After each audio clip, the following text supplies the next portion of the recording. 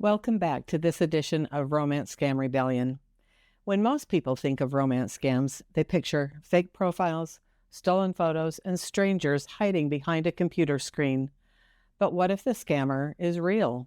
What if he met you in person, looked you in the eye, held your hand, took vacations with you, and spent nearly 2 years convincing you he was the man you would spend the rest of your life with? That was Tracy Hall's reality. The man she knew as Max wasn't Max at all. He was one of Australia's most notorious conmen, a serial fraudster who spent decades stealing millions of dollars from victims around the world while living under a series of carefully crafted identities. When police finally arrested him, Tracy learned that she wasn't just another victim, but she would become the last victim, and that's the title of her powerful book, now available in the U.S., and I highly recommend you read it. But Tracy's story didn't end at her heartbreak. Today, she's one of Australia's leading voices in fraud prevention. She helps governments, businesses, and everyday people understand how trust is weaponized, why intelligent people fall for sophisticated scams, and what must change to stop them. In this conversation, Tracy shares the incredible story of how one man manipulated her for nearly 18 months, why in-person scams can be every bit as devastating as online romance scams, and how she turned unimaginable betrayal into a mission to protect others. Unfortunately, by the time you hear this episode, Hamish, the career criminal, will have just finished his 9-year prison sentence, meaning we all need to be aware that this man is again lurking out in society, trying to pick out his next mark. Let's hope he doesn't get away with it. If you want to learn more about Hamish, I'll provide the link to the podcast, Who the Hell is Hamish, in the show notes.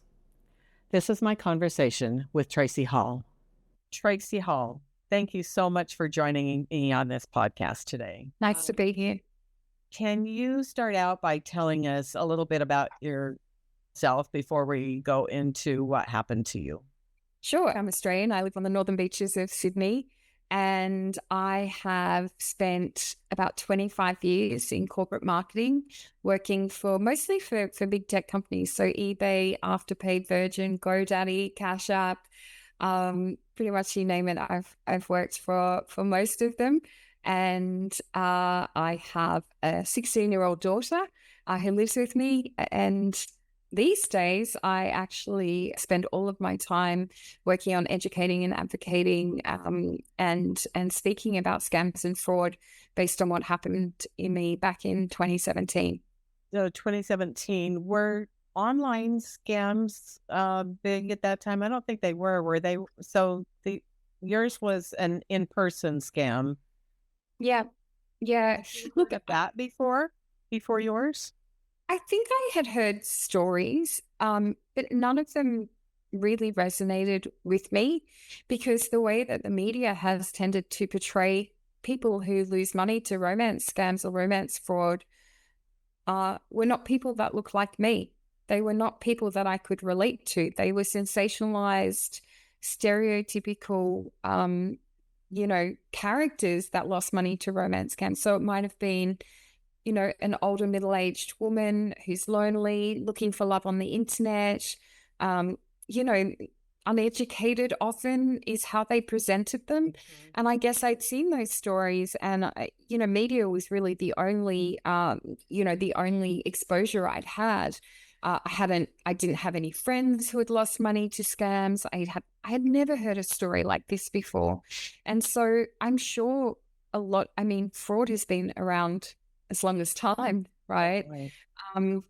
So it's really only what I was exposed to through media, through movies and things like that, but none of it related to me. I couldn't relate to any of it. I always thought that would never happen to me. And yet here I am. I did lose my life savings in a romance scam. Yeah. Well, tell us when and how you met Max. Yes, I met a man by the name of Max Tavita on a dating app back in 2016. He presented himself as a chief investment officer for a family office, so a high-level finance executive. He was 41. He was a surfer. He was really athletic.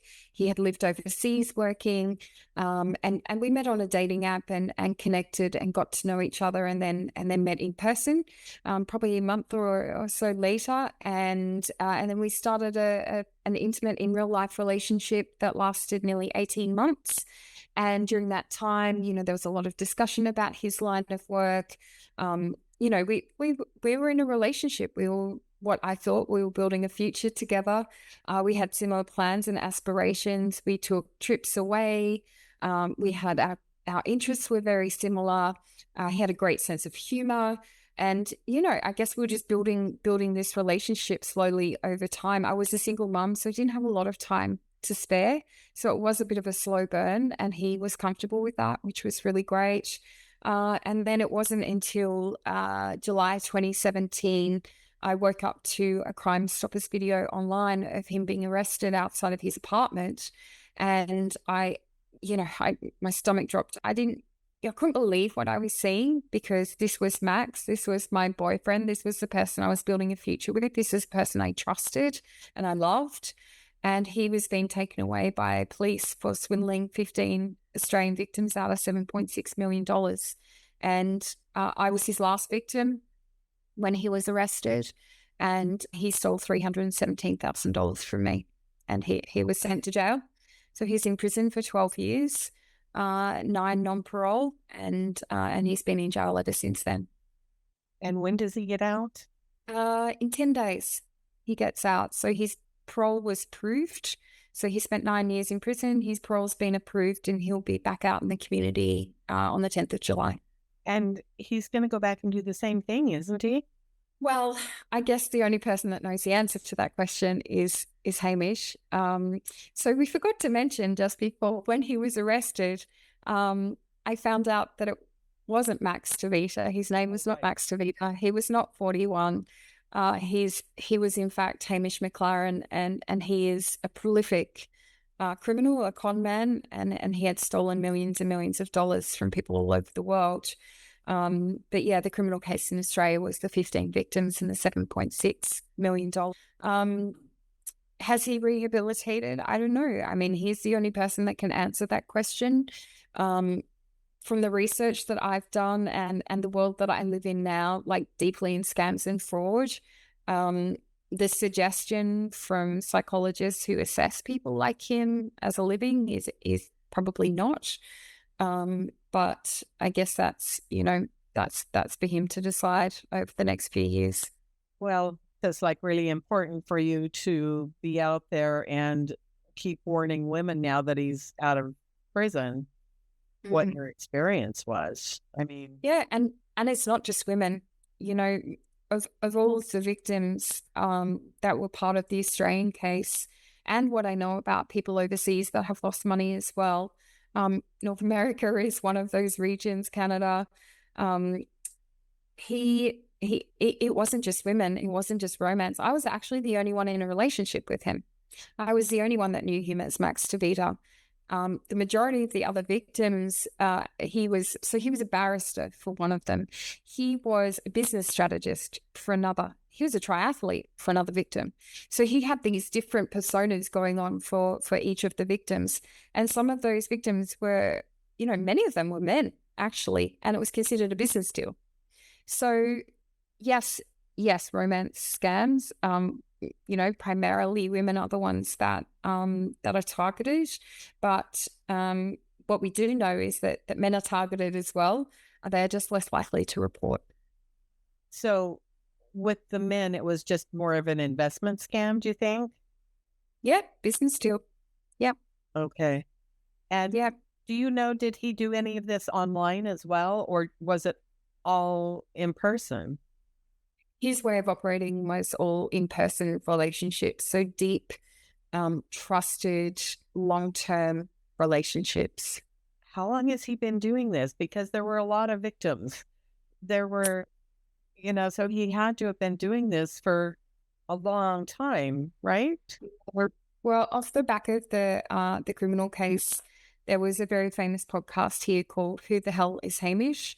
And that was an investigative piece. And the journalist who ran that investigation uncovered that it was likely to be closer to $70 million globally that he had stolen from people. And that was over the course of, 30 years. So it's pretty much been his whole life that he's been doing this. Career criminal. Yeah. So was he really in New York? Was he really in Europe when he said he was? He was doing scams, do you think, at that time at those places? I think there were parts of it that were true. He did not live in New York for 16 years working on Wall Street. That was one of the things he had told me. Working for a big investment firm, that wasn't true, but he was in New York for some periods of time. So there was enough in the story to, make it seem real. I guess there were enough photos that he showed me. There was enough evidence, but it wasn't to the extent that he said, or the, the lies that he had told. What about China? Had he ever been to China? Wasn't that one of the places? No, I don't believe so. I mean, I don't have any information about China. Hong Kong and Singapore, yeah, the Middle East, Bali, South America, New Zealand, Australia, the UK, North America, Canada. They're the countries I know about. So he did scams in each of those countries, you believe? Mm-hmm. He was there. Yeah. Okay. Yeah.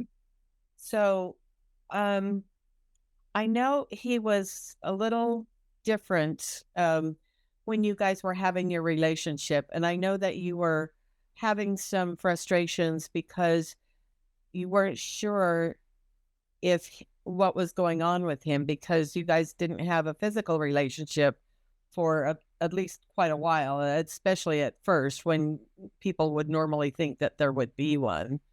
Can you tell me about that? Yeah, I think our relationship built slowly. Like I said, we didn't get a lot of time together because I was a single mum with my daughter most of the time. So the time we did get together was sort of maybe once a week, once every 10 days. And he was very much interested in building a relationship slowly, getting to know each other, having sort of that deep emotional connection. But there was a point, you're right, where I was like, am I in the friend zone here? Like he was very affectionate, but not very like physically like interested. So there was a lot of affection, there was a lot of love, there was a lot of concern, there was a lot of indication that he felt that way about me, but then it never eventuated into sort of physical, physical connection over, after a period of time. Of course it was there. It just wasn't something that he was interested in. And I asked him about it. I talked to my therapist about it because I was like, this is really weird. Yeah. And he said to me, I'm just not wired that way. Like, I'm just not, it's just not me. And sure. That was kind of weird to me. And then I spoke to my therapist about it. And she said, you know what, Trace, I can't tell you the amount of people, women that come in here and have this same conversation with me. It is more common than you think. And if you are getting the emotional connection and the love and the support and the respect in other ways, then that's pretty good. Like, you guys are 40, So it was kind of like these situations where I was sort of talked out of my concerns. And then I did think, you know what, if I had to choose, what would I choose? And I decided that having that deep love and respect and connection and being able to communicate and enjoy spending time together was more important for me than the physical side of things. So I accepted it. Did he tell you that he loved you? Yeah. Yeah. Did you believe it? Yeah. 100%. I believed everything he said. No. There is not one part of him that loved me. It was all for an end game. That's so depressing once you find that out, isn't it? It was very hard to reconcile. Yes. Yeah. So tell me about the investments that he presented to you, how that all went. Yeah, I guess there was just so many conversations about money. Like, money quite often in relationships, especially new relationships, are kind of off the table or a bit taboo. And because of the work that he did and his line of work, like there was constant conversation about money, the markets, what the price of certain shares were, what the price, how much gold was being traded that day, what was happening in the Japanese economy. I can't even tell you how many conversations we had, and it just became so normal.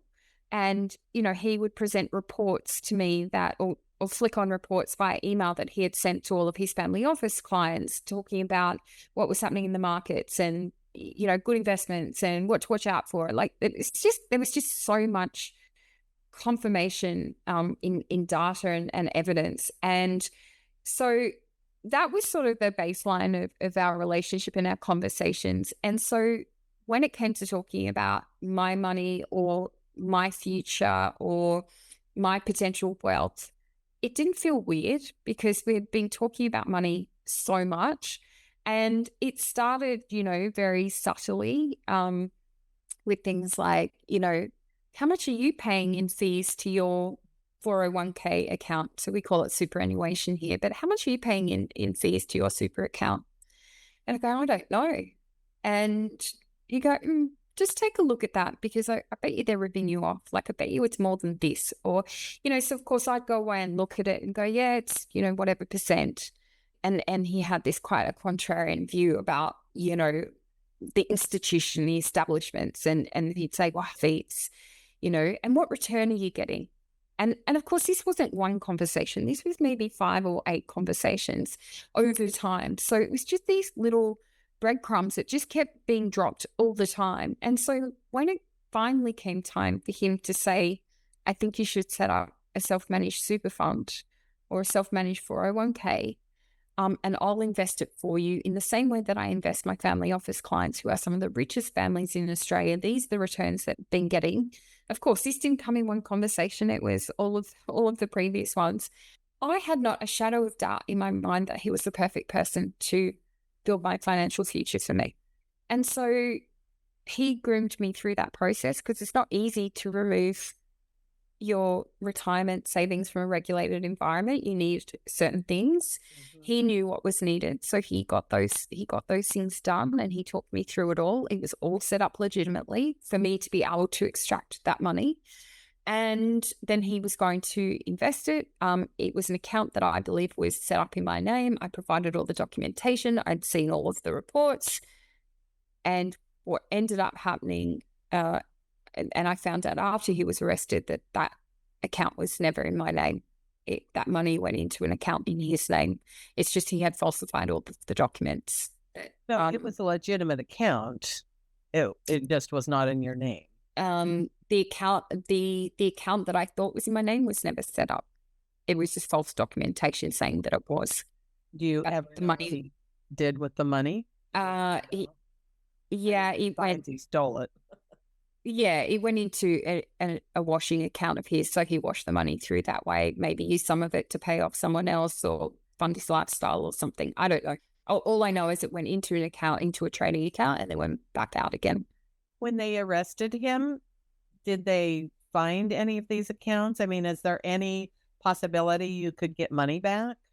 There's no money anywhere. So when they looked into all of his accounts, and there were many, many accounts, what they told us was that there was no money in any account. Did he have assets? I mean, other than 5 cars? Well, he did have 5 cars, but apparently they weren't in his name. So they were in other people's names. Yeah. People that he was scamming. Yeah. Wow. Doesn't Australia have laws now where that victims can get some reparation? It seems like I have heard that Australia is more advanced than the US in that regard. There have been a lot of things that have been put in place as digital scams have kind of exploded, whereby the banks and the telcos and some of the digital platforms are working together to, extract those bad actors before they kind of even begin. For example, we have a thing in Australia in our banking called confirmation of payee, And that is if you do an online payment to somebody else, when you put in their BSB, like their account details, and then you actually have to put the name of the account. You click a button and it tells you whether that matches or not. Now, if it doesn't match, then it comes up and says, this is not a matched account. You might want to double check it. It could be a fraudulent account. It could be a bunch of other things. So that's one thing that they've put in place. Now, that didn't exist way back then. They have a lot of AI technology, machine learning that says if Tracy suddenly transfers $10,000 to an account that she's never transferred to before, there's a flag and it goes through a different pathway. And ordinarily, like back then, nothing was raised as an issue, but now that would be raised as a red flag. It would go through to potentially a fraud team, and I would get a call from one of their customer service agents to have a discussion about that. If you go into a bank and you want to shift some money and it's a large amount and it looks suspicious, the tellers are all educated and taught about how to have that conversation with a customer. So there are a lot of things in place now that weren't in place back then. So there have been a lot of like technical progress in that space. And then we have we don't have a mandatory reimbursement situation here in Australia like the UK. So if you lose money to a scam, then you go through a process, and ordinarily you won't get your money back because you have authorized the payment. And that's the difficult thing. We are moving to a world now where we have what we're calling a scams prevention framework, so an SPF. And that is where if somebody loses money to a scam, it's looked at the whole pathway of the transfer of money from the digital platforms through to the banks. Telcos are included in that to essentially apportion liability against each of those players. So it's not just the banks, because the banks are the last people, like they're just the end point, really. The scam started long ago. It started with a social media conversation or on a dating app, or maybe you clicked on an ad that was on Google that was actually a scam ad, or on Instagram, and you've lost your money that way. So that's what it's looking at. It's more complex, but it actually does look at the whole ecosystem and apportions the responsibility or the liability across it. And of course, there's still the human. We have a role to play. Like, you can't take it all off us as well. So there's still a role for us to be vigilant, for us to be educated, for us to make sure we've got the right checks and balances in place as well. So rather than just get the banks to pay a reimbursement, it's a more complex kind of solution than that. Yeah. And I know that our banks are grappling with that over here at this point. But right now, there's basically no help from anyone, banks or the government or anything. I mean, if you lose your house in a fire, there's FEMA to come over and help you. Yeah. But there's nothing set up like that for scam victims. And there is so much money going out of this country to Southeast Asia, mainly, that I don't know why the government isn't more proactive in stopping that. But there are some people out there that are really trying very hard to get the government to wake up, and hopefully sooner than later we can do that. But it is tricky, and there's so many different parties involved. You've got law enforcement, you've got telcos, digital platforms, you've got banks, you've got the human, you've got there are so many different attack vectors as well from a digital perspective. And, once the money's out of the jurisdiction, it's very, very difficult.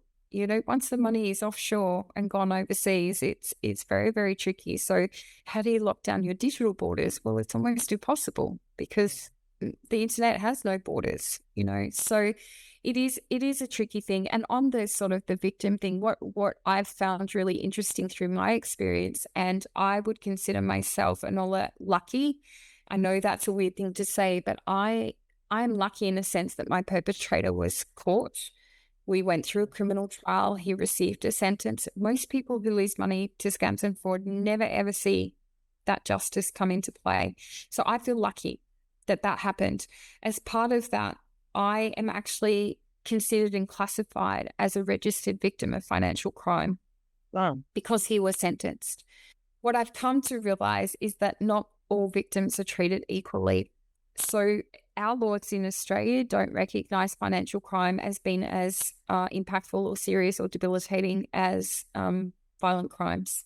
So it actually would have been better for me, for Hamish to break into my apartment, put a gun to my head and steal my TV than it would be for him to take my life savings, because I would have got potentially some financial support.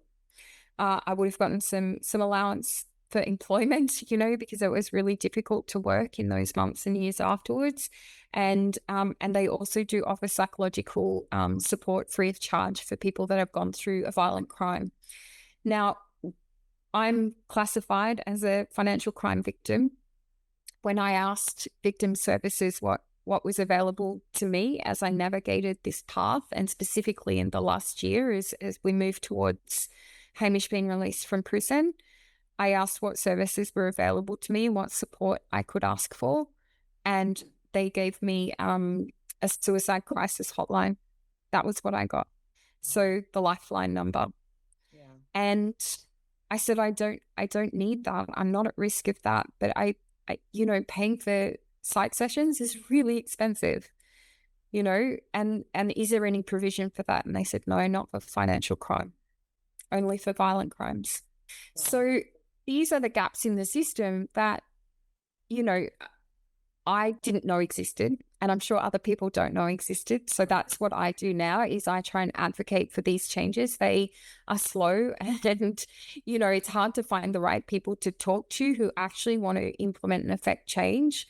But, I could sit here and feel sad about it, or I can do something about it. So I'm choosing to try and use the experience and say, hey, you might not know, but here are the gaps. And here's how it makes a victim feel, and here's what is needed. So how about we work together and come up with a solution? And so that's kind of where I'm at now in terms of those things. But yeah, just things you don't realize, that you don't realize these gaps exist.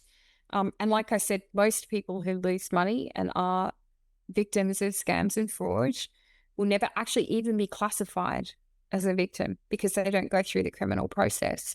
So, they're even further down the line in terms of support from services. Yeah. I don't even know that we have anything classified here. Yeah, I was a victim, but am I classified as a victim? Only to myself, probably. I don't know if government has anything like that or not. No, which is a massive gap, right? Yeah. Although I am lucky as well, that sounds funny to say now. But when my scam ended, the way that I found out was a federal agent called me to tell me that a package that I had sent went to an apartment in Houston and was going to be resent or repackaged and sent over to Nigeria. And he asked me if I had meant for that to happen. And of course I did not. So they were actually working another case, and they raided some guy's apartment and found my package there. They started a case for me, which is still ongoing, actually. It's been 2 years now. So it's possible that I may get some justice. I'm not holding my breath, but I at least hope that they find the guy, or the people. It's probably maybe not even just one person. It could be, and from what I've learned since then, there's the human trafficking. They get people in Nigeria, in Africa, and they promise them great jobs, much more money than you could make at home. So they send them over to Southeast Asia. So it could have been somebody from there, because whoever it was African, but who knows where they actually were. And that's the thing. It's the more you learn about these crimes, and these sort of situations where you have two sets of victims, really, the more empathy and compassion you have, it doesn't make it right. But, these people are actually, scamming for their lives. Like if they don't meet their targets, they're tortured. Yeah. We know this. They're in prison. They can't get out. They don't want to be doing this. Mostly, I don't believe. I don't think they do it at all. No. Yeah, they're in a situation where they can't get out, and they're, their lives depend on the fact that they're making this money out of scamming. So it's hard, because as angry as you want to be, and as disappointed in the system you want to be, like there is somebody else on the other end that is just as just as much a victim, I guess. Yeah, there is.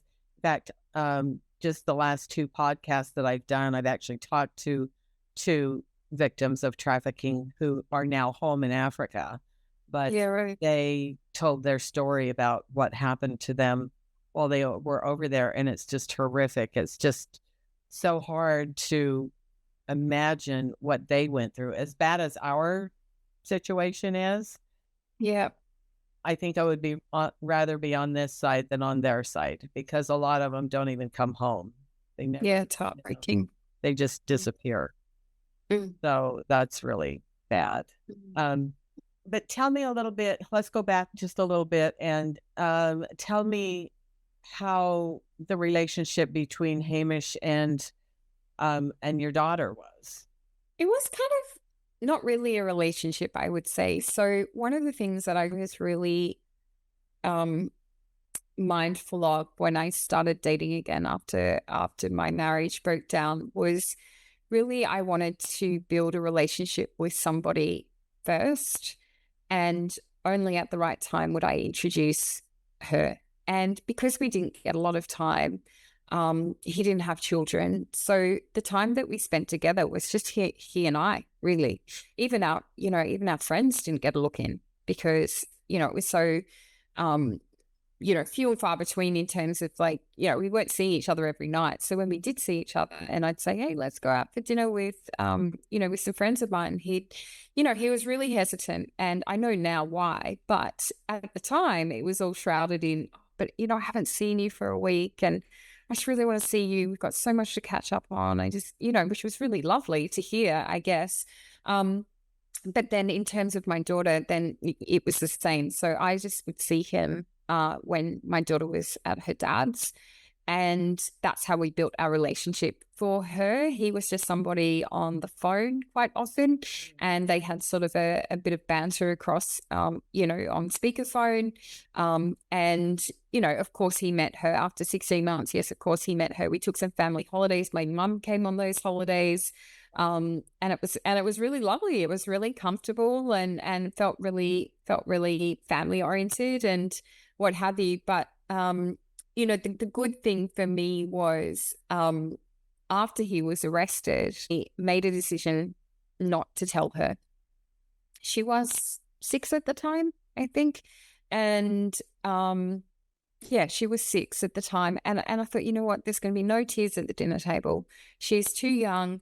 I don't want her to worry. There's too much, like, I can't deal with that. I have to keep it together, and I have to get her to school every day, and I have to get her to activities. I have to keep working. There was so much that was kind of like, I can't drop my bundle. And so she had no idea. And she didn't even mention him. She didn't mention him for 9 months. She literally in the shower one night, 9 months later, she goes, "Oh, Mum, haven't spoken to Max in a while." And I was sort of like taken aback, and I thought in my head, I thought, oh, okay, I've done well. I've hidden it well. I've hidden all of those nights of crying and all of the struggle that I've been through in 9 months, which was really intense in those early months. She had no idea. And I thought, you know what? I haven't skipped a beat. It's good. Okay, we're going to be good. And I just said to her, I said, oh, he's been really busy with work, darling. And that was the end of the conversation. And she went off and, sang a song and did something else. Kids are great like that, right? They don't think about things too much. And it just showed to me that it wasn't a big part of her life, which I'm so glad of now. And yeah, so that slowness and that distance between them was probably a blessing in disguise. She knows now, though, right? Yeah, she knows now. So the podcast was released in 2019. And there was a little bit, she was a bit older then, but still wasn't entirely, they're big concepts like losing your retirement savings and somebody going to jail. And, they're really big thoughts and ideas. So it really wasn't until I published the book in Australia in 2024. And she was 14 at this point, and she could really, she just reads the book, and she's reading it at her own pace. I don't think she's got through the whole thing, but she's heard me talk about it so many times. She comes along and listens to me do my keynote speeches. If I have to travel on weekends. So she has been exposed to sort of all of it from then on, and she came to my book launch, and yeah, so she's very aware of everything now. Oh, I mean, she's 16 now, so it's different. is she on social media? Well, she actually was, she's only just turned 16. So when the social media delay regulation came in at the end of last year, she was removed from some, but she definitely is not on Snapchat. And she's 16. She's got Instagram and she's got TikTok. But she knows to be very, very careful, right? We have a lot of conversations. I did a lot of work and research last year on teenage sextortion because I'd actually discovered that she was being targeted on her phone. Oh, no. Yeah, I confiscated her phone last year for another reason. And while I mean, as you do when you're a parent, you can't get your kids to listen. And when I had her phone, I went through sort of every app, every conversation. And when I got to Snapchat, I was quite frankly shocked. And I didn't really understand in detail how Snapchat worked. I didn't understand disappearing messages. I didn't understand how friends were made. I didn't understand Snap stories. And so I went deep. And when I went into the app and was kind of pretending to be her for a month, she was getting friend requests from random people that might have only had like one or two mutual friends or something. And I started conversations with them, and I started seeing the scripts that I research. And it became very clear that she was being targeted by criminal groups that were trying to get her to send nude images or nude videos with the view to financially extort. So anyway, that was when I went deep into learning about teenage sextortion, and it frightened me so much that I put a course together. I've done a quiz that people can answer to see what level of knowledge they have. I've done conversation starters per age group. There's a 4-step process if it happens to you or your child. I've done heaps and heaps of work on that. So that's the one, there's a scam for everyone. There's a scam for teenagers, and there's a scam for our seniors, and there's everything else in between, as we know. So, so that whole experience, I said to her, you will never have Snapchat, at least until you're 18 and you can make your own decisions. But it has prompted a lot of conversations. So whenever she has friends over, she says to me, she goes, "Mum, you're not going to talk about those scammers again, are you? You're not going to talk about Yahoo boys and sextortion." I said, "Yes, I am. I'm going to tell everyone that will listen to me." And so it opens up a conversation with these kids who are like 15, 16, 14, that they're probably not having with their own parents. And I'm not, I know they do what they do on their socials. Like, it's not about that. It's more about saying, "Hey, here's how you spot a fake profile. Here's a story that I heard in the news the other day. Has that happened to any of your friends? What do you think about, like, why would people pretend to be someone that they're not on social media? Let's have a chat about that." So it's very like open questioning, as opposed to don't ever send a nude, or, those kind of don't accept a friend request from someone on Snapchat you don't know, because they all do it. Yeah. It's about educating them at a deeper level, to have them understand. And you know what? I like to tell these stories to give them a little bit of a view on what actually happens. And some will say scare them a little bit, but we live in a very safe country we don't have our guard up here, but of course, our kids are being targeted in ways that they don't even, the girls, for example, they get requests to be brand ambassadors. That's what happens with the girls. So it'll be like an account on Instagram, and it might be like an activewear brand or a bikini brand or something. We live in a beachside suburb. So, if someone from a bikini brand contacts my daughter and says, hey, we really like your look, we'd love to send you some free gear. Would you like to be an ambassador for us? She's like, oh my God, amazing. Free swimwear, going to be ambassador. Every girl wants to be an influencer these days. And her rational brain is offline, right? And then they go, we just need some pics. We just need some pics of you in a bikini. We just need some pics. And that's how it starts for girls. And that's not something you'd think about. They're not asking for a nude. They're getting the kid excited about being a brand ambassador and then going in for the picture. So it's sneaky. It's social engineering is what it is. So that's what I'm trying to teach her and her friends right now. I wish that they would need to take a course in school or at least be like in a auditorium, Yeah. just get the kids together so that no one feels singled out or embarrassed about it, and just say, look, this is what scammers are doing, predators are doing out there, and you just need to be made aware of it. I wish it was taught in all schools, because I mean, there are boys over here that are being targeted and they're committing suicide. I mean, they don't know, they don't have the language, and they're too embarrassed to go to their parents and talk to them. And so I think there's been like 50 or 60 boys over here that have committed suicide. Over that. Have there been any in Australia that you're aware of? Yep. Sadly. It's it's an issue across all of these sort of wealthier Western countries, Canada, America, UK, Australia.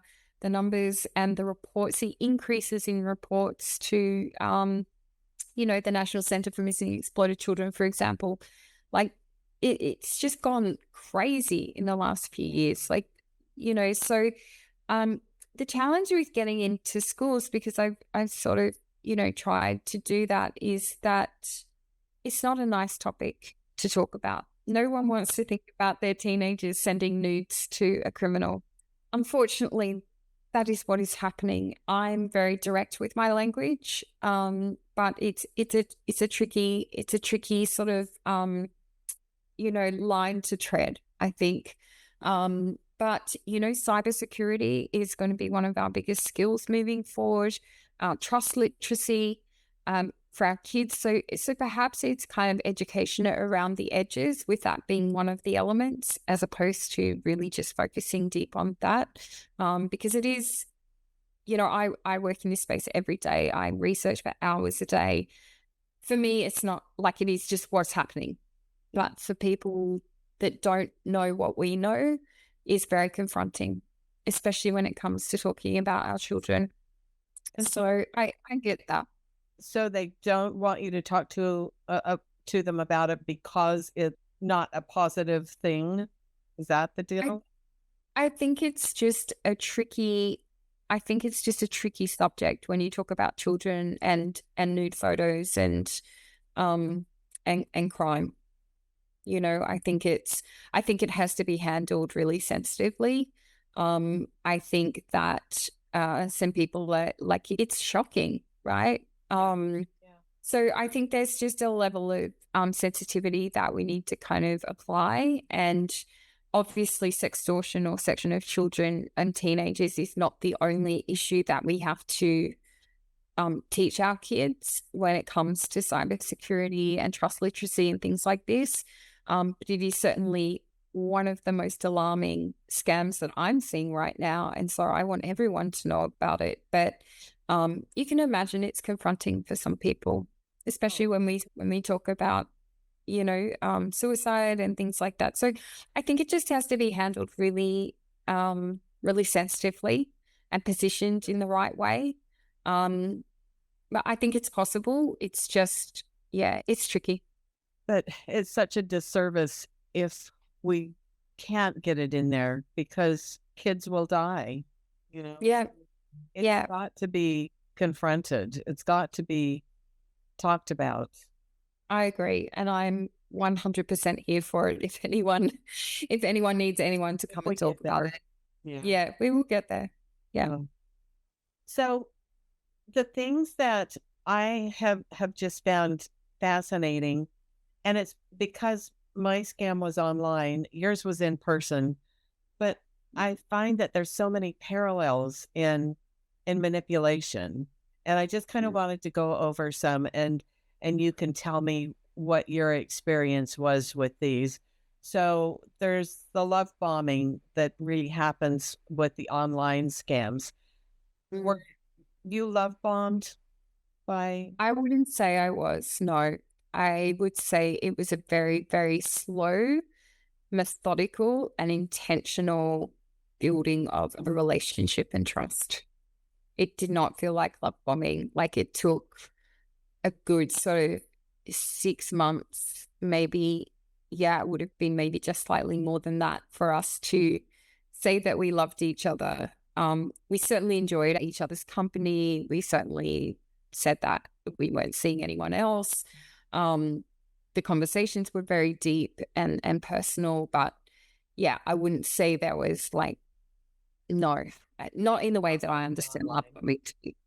Because like with my experience, we were chatting like multiple times a day via text.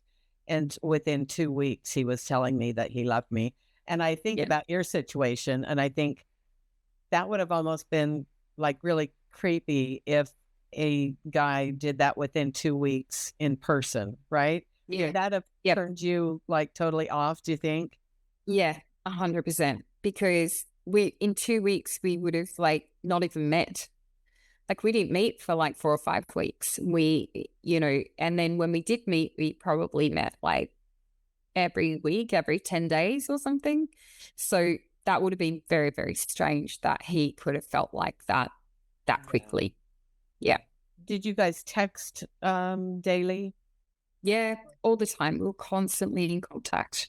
Sat, texting, video calls, like phone calls. Yeah, very much like emails, very much in contact. But it was not like we weren't sort of like, professing our undying love to each other. It was lots of banter. It was lots of like just what's happening in your day, or telling a story about something that happened at work, or just kind of catching up and then learning about each other and our past and things like that. It was not it was nothing more than that. And at least at the beginning. Yeah, I think that's probably the difference between the online and the and your experience, because online they want to get you hooked very quickly so that they can move to the next step, right? Next phase. Yeah. Yeah. But I believe that there's some mirroring in what you experienced, right? Where Yes. they take on the things that you like and mirror that back to you. Can you tell us a little bit about that? Your experience with that? Yes, mirroring was a huge component of his playbook. And I still, I guess, to this day, don't know really what was authentic and what wasn't, because there are parts of him that appealed to me because it was very similar. So we had similar upbringings in, in the late 70s, early 80s, coastal towns of Australia, our beach lifestyle, the fact that we loved the ocean. He was very athletic. He loved exercising. I did as well. So we found a lot of commonality in that. I think the mirroring that he did that was probably manipulated and falsified were things around his values. And I guess what's interesting too is that when you are getting to know someone and you're falling in love and you have these conversations about what you want for your future and what you want in a person and what your own values are, and these are all very normal conversations to have with someone who you're building a slow relationship with. He was a very good listener, and all he did was just mirror those values back to me. And, so if it was around how we spent our time, if it was around alcohol consumption, if it was around anything that had anything to do with the kind of person I saw myself growing old with, he would mirror those back to me. And they were just sort of subtle questions that would be asked that didn't seem out of the ordinary, that I would just talk to and he would listen. And then those things eventually would be mirrored back to me in some way, shape, or form. And then we layered over the top, sense of humor. I don't know if you can mirror someone's sense of humor. You've either got the sense of humor or you don't. Yeah. So the banter was really great. He had worked in corporate, or he sort of seemed to understand my corporate world. And so there was a match there in terms of we could discuss things. Now, what I know now is he's never worked in a corporate environment. Like, he's faked his jobs his whole life, but he knows enough to be able to sit and listen to that and mirror that back.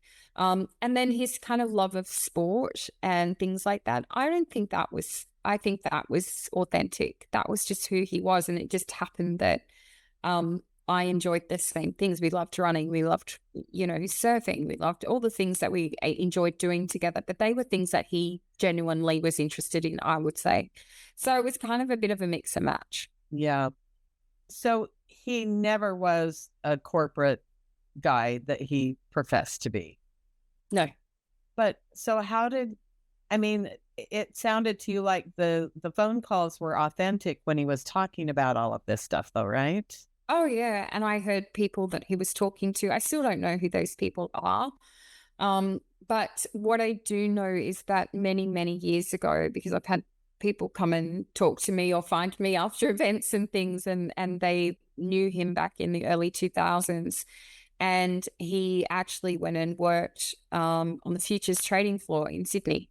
And he didn't really have that much money to invest. He drove some fancy car, apparently, but didn't make big deals. But what I think happened in that scenario was he was just enmeshing himself in environments where he could learn the language, learn the tools, learn the technology, learn the strategies that he could then go and manipulate and fake and convince someone to invest with him.